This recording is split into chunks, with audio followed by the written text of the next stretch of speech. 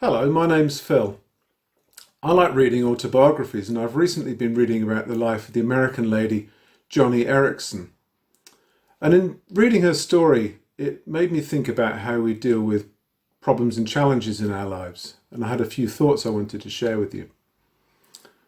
But first, her story.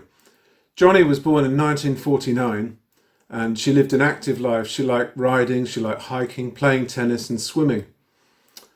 And tragically, when she was 17 years old, she misjudged the water depth in the sea and dived in and broke her spine when she hit the bottom. And this caused her to be paralysed from the shoulders down. In her autobiography, she describes how she experienced profound physical and mental trauma and had very deep doubts about her faith in God. But she did put her faith in God, and she discovered that she could paint by putting a paintbrush in her mouth, and that she could write with the aid of voice activation software. And now she's published over 40 books, released several music albums, and in 1979 set up a charity called Joni and Friends, which seeks to help families who are struggling with disability.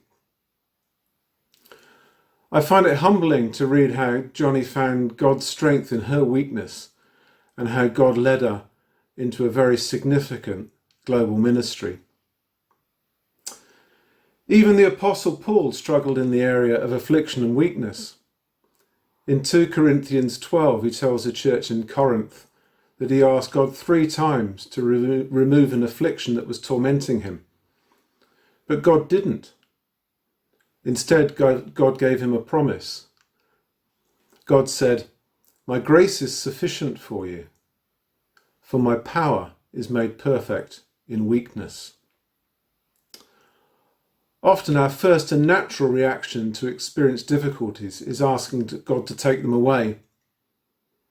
But sometimes he doesn't. And what do we do then?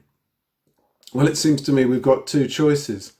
Either we come out fighting and try and control and fix things in our own strength, or, by faith, we accept that God's grace is sufficient for us and we rely on his strength. Now, I'm an engineer with a good deal of perfectionism thrown in, and who likes to get problems resolved, so it won't surprise you to hear that I usually take the control and fix option first off. But I do know that when I've accepted God's grace is sufficient for me and relied on his strength, that he's shown me new things and taken me to a new place in my faith.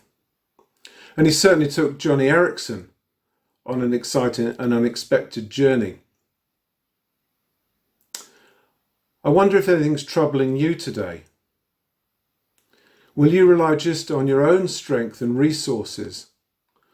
Or will you rest in God's infinite grace and allow Jesus to take you by the hand and lead you to the place he wants to lead you to?